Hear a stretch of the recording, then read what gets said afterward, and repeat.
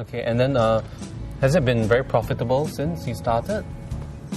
I wouldn't say very profitable. It has been profitable for us. We've done a number of workshops, and we have earned from those workshops. I wouldn't say we haven't, but the volume that we expected when we first started didn't really materialize. We're slowly getting there. We're doing more and more and more. And the problem isn't that we aren't getting enough contracts or we aren't getting enough attention from schools or schools aren't approaching us enough. The problem really is with the supply of quality trainers. Like I said, we have a lot of debaters out there. The problem is many of the best debaters and best public speakers go overseas to study in universities across the world. So the only times we can really conduct these workshops and have the best trainers, because that's what we focus on and that's what we market to our clients, that we're going to provide you with individuals of exceptional skill and talent, is when they're back in Singapore on vacation.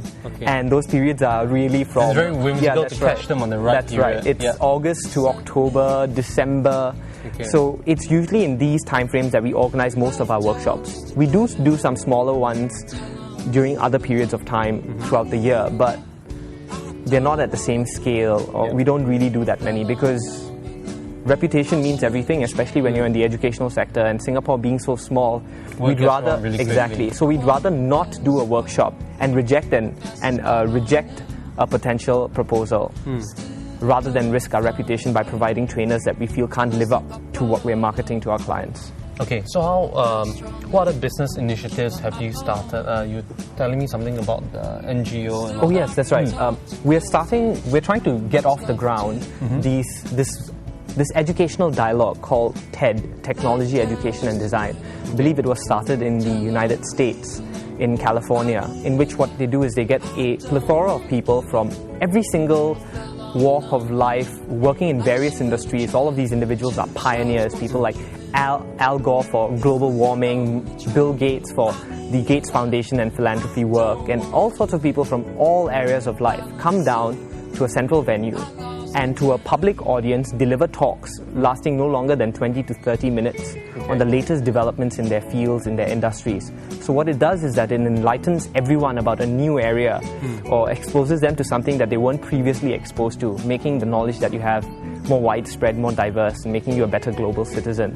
So we're trying to bring that to Singapore, and I'm working with the World Bank, and we're trying to get this project off the ground, hopefully by June. So that's what we're doing. We feel that Singapore and Singaporean students and the public, they're free.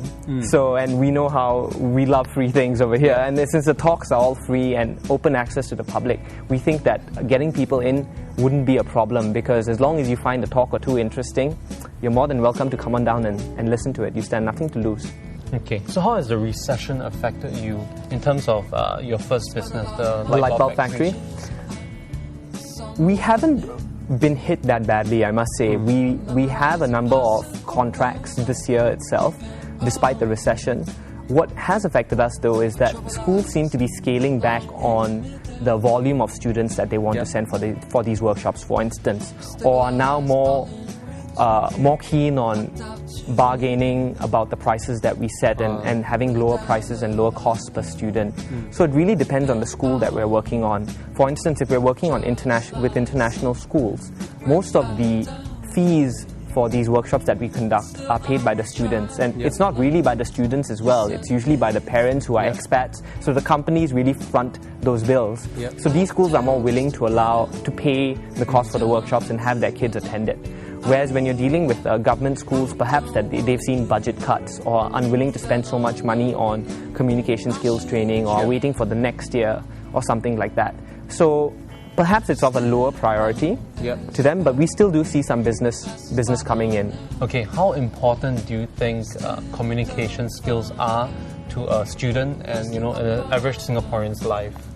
I think communication skills are vital to success and to really developing yourself as a person, because what communication skills allow you to do is express who you really are to the people around you, and like the slogan of our light bulb factory, it helps you communicate your brilliance, which is what we focus on, because you can be a very intellectual person, you can be a very creative person, but unless you're able to express those views, defend those views, be open to more ones, assess and analyze them, you're not really going to be able to move very far on the skills that you already have.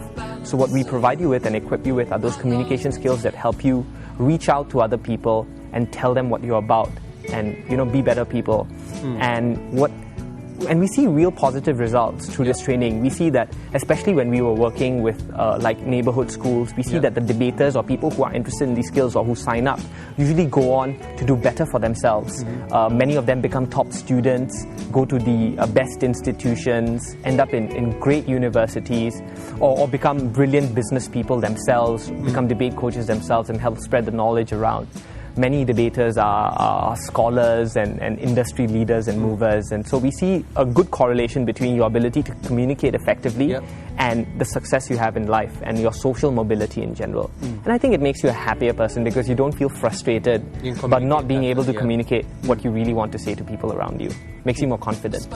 And that was our pilot episode of Bright Sparks in Dark Times. If you know of a bright spark, let us know at RazorTV@svh.com.sg. See below for more details on contest mechanics.